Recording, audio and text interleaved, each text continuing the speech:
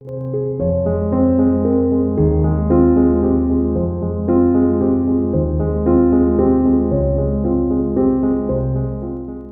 relation avec votre côté critique? C'est le thème d'aujourd'hui en espérant que vous soyez inspiré par ce sujet. Ce programme a été enregistré à l'origine par Ricardo Mello de l'Institut Namasté le 8 juin 2021. Les audios sont préparés par des volontaires de la Pilule Inspirante. Notre équipe de collaborateurs a toujours besoin d'aide. Soyez vous aussi volontaire de notre cause. Rejoignez notre page sur Facebook, Pilule Inspirante. Bonjour mes amis, bonjour, je vous souhaite une excellente journée. Nous commençons avec une grande joie, une nouvelle pilule avec nos souhaits de paix, de lumière et de joie à votre cœur et à votre vie. En ce début de semaine, je voudrais vous poser une question très profonde. Comment va votre côté critique?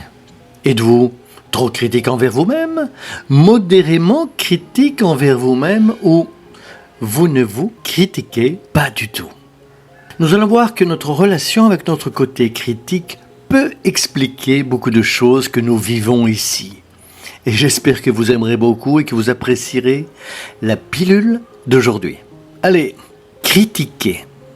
C'est un verbe qui, normalement, quand on l'étudie, on pense toujours aux autres. Et bien sûr, nous l'avons analysé péjorativement, car l'idée centrale de critiquer, de voir les fautes, analyser les autres à tort et porter des jugements n'a jamais été bien considéré d'un point de vue spirituel et même de religion traditionnelle. Étant donné ce que le Christ lui-même nous a dit dans le Sermon sur la montagne, nous serons jugés comme nous jugeons. C'est pourquoi on parle toujours ici dans la pilule de cette attitude de critiquer les autres. Mais aujourd'hui, la pilule se concentre sur l'auto-analyse du côté critique de chacun de nous.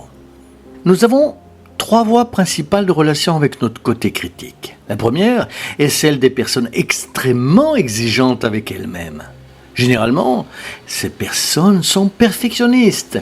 Elles ne se pardonnent pas quand elles échouent. Elles croient qu'elles devraient toujours être meilleures dans ce qu'elles font, se démarquer. Se sentent inférieures lorsqu'elles n'attirent pas l'attention là où elles se trouvent et, naturellement, elles se détruisent intérieurement lorsqu'elles pensent qu'elles n'ont pas fait quelque chose de bien. Ces personnes ont tendance à développer un certain type de maladie auto-immune ou des problèmes de santé où le système immunitaire se retourne contre elles-mêmes, dans une sorte d'autopunition inconsciente, entre autres maladies. Nous devons être très prudents avec une exigence excessive de soi. Pas étonnant que Jésus ait dit que nous devons aimer notre prochain comme nous-mêmes. Si nous ne savons pas comment nous aimer, nous ne pourrons jamais vraiment aimer les autres. À l'extrême opposé, il y a ceux qui ne se critiquent pas du tout. C'est tout aussi délicat. Je ne me trompe jamais, je n'ai jamais rien fait de mal. Seuls les autres font des erreurs. J'ai toujours raison. Même si les preuves montrent qu'elles ont fait des erreurs, même si tout le monde dit que vous faites quelque chose de mal, c'est les autres qui ont tort, pas vous. Jean-Paul Sartre disait déjà que l'enfer, c'est les autres. On le voit souvent chez les gens qui, émotionnellement, fuient la vie, les responsabilités. On le voit chez les personnes qui ont des addictions. Imaginez ce type qui boit beaucoup, qui détruit sa propre santé et sa famille. La famille se réunit et montre à cette personne qu'elle a mal agi, qu'elle a dit des choses absurdes, et elle répond « Non, je n'ai pas dit ça ». La mère, le père ou l'enfant dit « Bien sûr que tu l'as dit ». « Non, je n'ai pas dit ça.